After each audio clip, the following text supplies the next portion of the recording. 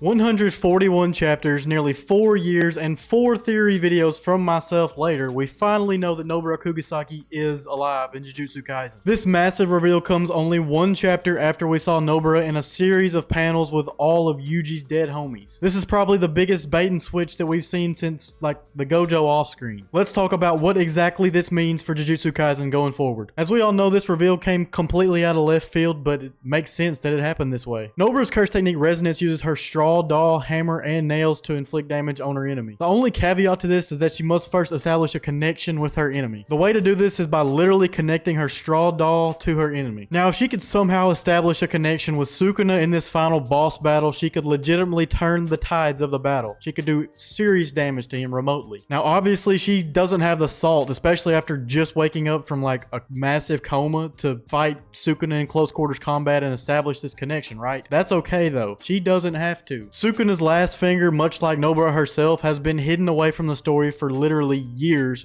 for this moment. After a glorious full-page spread of Nobara's return with her eye patch on, we see her use her straw doll technique to pierce that last finger of Sukuna's. She uses Resonance to deal a massive blow to Sukuna, literally piercing his chest in like 4 spots so that Yuji has a massive opening to just beat him up. Yuji blitzes him and uses a black flash. And obviously the black flash that Yuji's using now is on a different level than even what he used to be doing because he's powered up so much outside of the black flash. This completely changes the tide of this battle. Like I said, Sukuna doesn't stand a chance anymore in my opinion. I think that in the next 5 chapters he's going to be dead and good guys win. Why did I say in the next 5 chapters, you may ask? That's because JJK is supposed to end within the next 5 chapters. That's what Gege said in a press release. I don't see how this is going to happen. There are way too many loose ends for him to tie up. I mean, it could literally take years. Years may be a little bit extreme, but I don't see him having a good ending if he ends in 5 chapters. That's just crazy, unless there's a part 2. And in that case, I'd be okay with that. Anyway, let's talk about Nobara for a little bit more. Let's talk about all the signs we've had leading up to this point that she was still alive. First and foremost, we saw Arata Nita use his painkiller technique to freeze her wounds in time right after they happened, right after Mahito blew her face up. Now, at that time, she had no pulse and wasn't breathing, so everybody kind of assumed that she would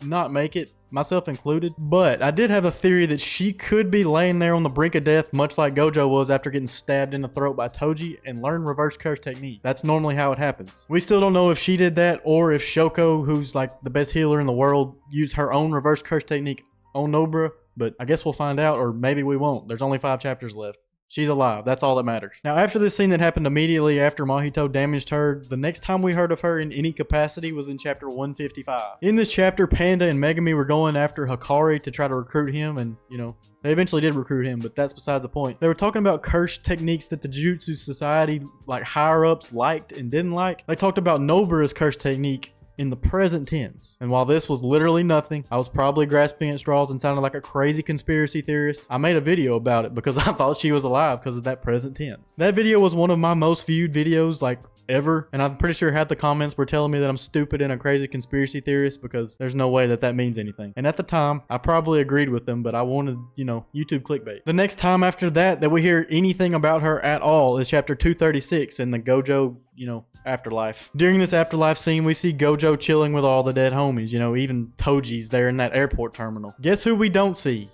Nobara. That chapter alone persuaded me to make 2 more videos about the topic, and it wasn't hurt by the fact that the anime just showed her death scene at the same time that that happened pretty much. But anyway, this video right here is the last in that series. This is the 5th video I've made about Nobara being alive or not, because now obviously she is alive, so I have nothing else to talk about here. Now you can go check out those old videos to check the receipts that I was right the whole time. But if you'd rather not do that, you can check out this video linked on screen right here. It's going to tell you all about Kenjaku, and it's one of my favorite videos I've ever made. So check that out now.